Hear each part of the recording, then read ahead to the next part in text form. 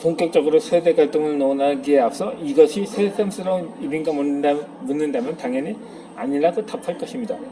우리가 이미 알고 있듯이 세대 갈등은 지금으로부터 2, 3년 전, 2, 3천 전 고대 문헌이나 유적에도 심심찮게 나오는 이야기입니다.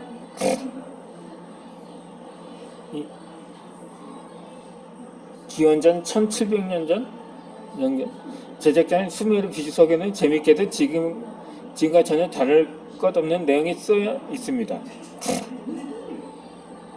제발 철 좀 들어라. 공공장소에서 서성거리거나 길에서 배회하지 마라. 선생님 앞에서 겸손하게 굴고 어려워해라. 네가 두려워하면 선생님도 널 좋아할 것이라고 말입니다.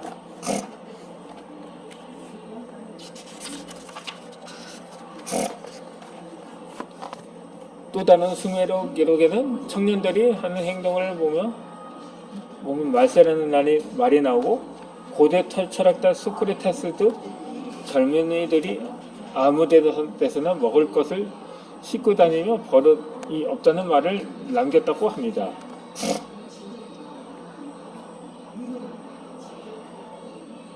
이렇듯 세대 갈등은 어제 오늘 이야기가 아닙니다.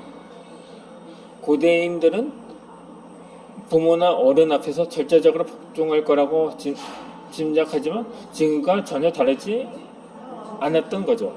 어쩌면 인간은 근본적으로 기성세대에 조존하는 DNA를 품고 있을지도 모른다는 합리적인 의심까지 해봅니다. 이 수메르인의 비석에 등장하는 아버지와 아들 나이 차가 대략 20-30년 정도일 것으로 추정해보면 지금의 70년대생과 90년대생 관계와 크게 다르지 않습니다. 따라서 지금의 세대 갈등을 이해하는 데도 큰 도움이 됩니다. 멀리 세계사에서 찾지 않더라도 젊은 세대를 개탄하는 내용은 조선에서도 찾아볼 수 있습니다. 조선 중기의 대학자인 남명 조식과 퇴계 이황이 나눈 대화가 있습니다. 조식은 이황과 더불어 당시 유학의 정신적인 지주였던 사람입니다. 그는 젊은 선비들 물 뿌리고 빚을하는 법도 모르면서 말로는 천하의 이치를 논하고 남을 속이려고 한다고 나무랐습니다.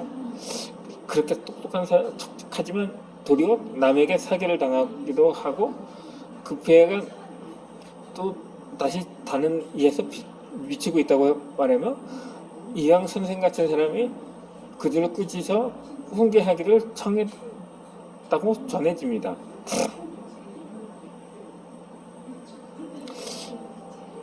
지난 시절 직장에서 일하면서 문제가 발생했을 때 기세대를 운해본 적이 없었던 것 같습니다.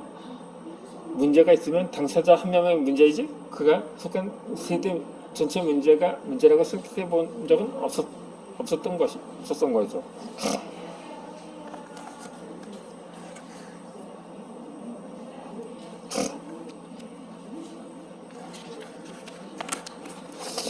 이 지금의 사회 분위기도 이런 문제를 너무 세대 갈등으로만 몰아간다는 인상을 지울 수가 없었습니다. 이것이 선입견으로 작용하면 손해의 피해를 입는 사람이 많이 생겨날 것이기 때문입니다. 하지만 현실은 간단치 않았던 거죠. 그다지 큰 문제의식을 갖지 않고 시작한 조사였는데 예상했던 것보다 상황은 훨씬 더 심각했기 때문입니다.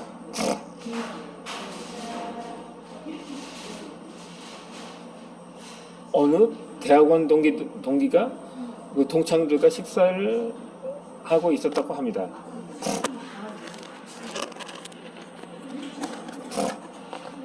안 그래도 뜨거운 감정인 90년대생에 관심을 갖고 있던 터라 화제를 90년대생으로 집중시키고 그들의 말을 경청하기 시작했다고 합니다. 이 참석자 대부분이 마침 70년대생들이었고 그들이 다니는 회사에 90년대생이 본격적으로 입사하는 시기여서 어린애들이 피부에 와닿는 충격적인 증언을 들을 수가 있었던 것입니다. 정확히 1971년생 최근 한 외국계 제약회사 대표를 맡은 동기가 포문을 열었다고 합니다. 그 말인즉, 형님, 오늘 들어오는 90년대생 신입사원들은 도저히 이해할 수가 없어요. 도대체 기본은 집에 두고 오는 건지 무슨 생각으로 회사를 오는 건지 알 수가 없어요. 한 번은 전 직원 모임에서 직장인이라면 회사에 30분 전에는 와서 하루를 준비해야 한다고 조언했는데, 그럼 퇴근 시간 30분 전에 나가도 되냐는 말을 듣고 말문이 꽉 막혀버렸습니다. 저는 그래서 30분 전에는 자리에 앉아야 그날 하루를 구조적으로 설계할 수 있다고 배웠고, 그 말을 지금껏 실천해 왔거든요. 그래서 이 자리까지 오는 거고요. 그리고 옷차림은 왜 또 그러는 건지, 퇴근하고 바로 놀러갈 생각으로 회사를 나오는 건지 너무 캐주얼하게 입고 다니는 겁니다. 보고 있으면 숙소에서만 받는다고 하소연을 했다는 것입니다. 사실 이 모임은 며칠 전 컨설팅 업무를 하고 있는 어느 글로벌 기업의 70년대생 임원으로부터 들은 말이었다고 합니다. 어쩌면 이리도 토시 하나 순서까지 틀리지 않나 싶어서 속으로 웃음이 났습니다. 고시업 언론사에 다니는 한 동기 한 명이 말을 이어받았습니다. 그건 약간하면서 퇴근 전부터 맛집 검색하고 있는 요즘 애들 보면 정말 미친다니까요. 나는 밤을 새워 기사 작성하고 해외 통신사와 화상 회의까지 하고 지쳐 있는데, 그리고 어느 날 회사 냉장고를 열었다가 깜짝 놀랐어요. 냉장고 안에 건강 보조 식품하고 작같은 쌀로 가득 차 있는 거예요. 누군가 했는데 같이 들어온 신입사원이 택배로 시켜서 채워놓았다는 겁니다. 이런 지지를 못하면서 자기는 끔찍하게 챙기는 모습을 보면서 정말 화가 치밀어요. 생생하게 젊은 애들이 무슨 건강을 그리도 챙기는지 기가 찰 노릇이라고 말입니다. 그동안 참아왔던 속내가 쉴 새 없이 쳐져 나오는 것을 보면서 어떤 깨달음이 생겼던 것입니다. 힘겹게 버텨내서 리더의 자리까지 오른 70년대살이 직면한 세대가스는 미디어에서 말하듯 단순히 이해하고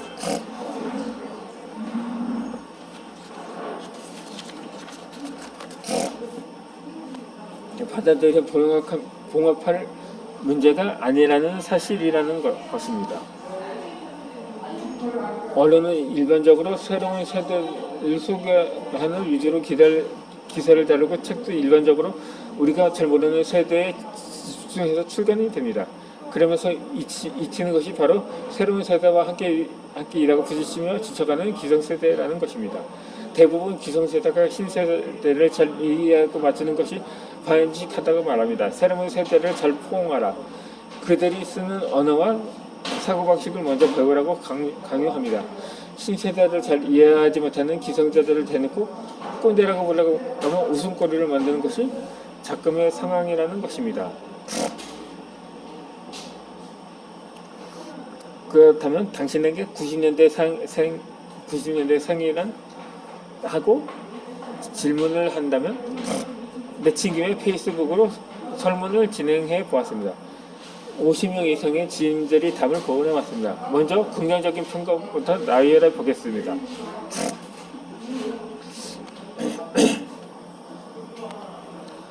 동시대를 살아가는 후배라고 소개하면서 그들은 지식인이고 우리보다 훨씬 뛰어나다고 합니다. 그러고는 나의 워너비이자 나도 그렇게 살고 싶다, 난 그렇게 못한다고 말입니다. 하지만 즐길 줄 아는 마음의 여유가 있는 세대라죠. 또 제가 경험한 90년대생 학생은 지식 습득이 매우 빠르고 영리하고 예의도 바릅니다. 다소 개인적인 성향을 보이기는 하나 사회성도 매우 좋고 소위 일머리가 훌륭합니다. 목표와 방향 설정의 이유를 묻고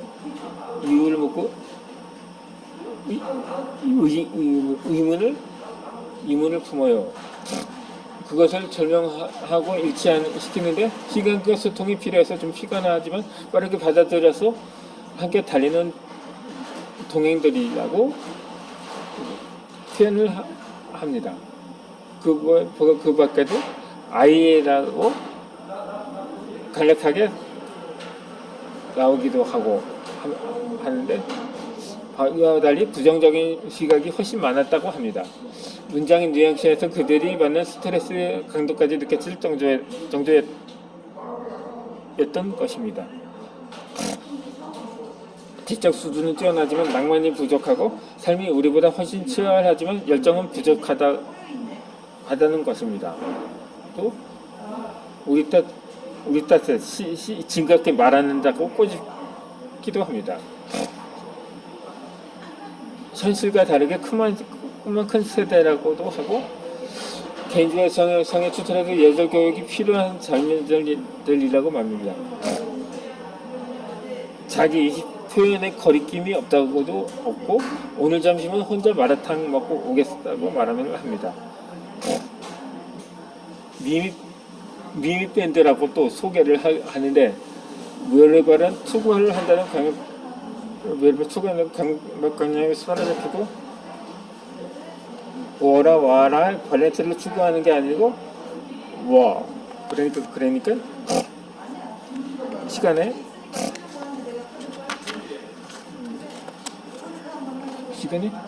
라만 생각하는 부류가 많다고 그런 다음에 히읗다 두 개를 덧붙인 것을 볼 수가 있었습니다. 그 외에 적당하게 거리를 두고 모셔야 하는 분들이라고 합니다.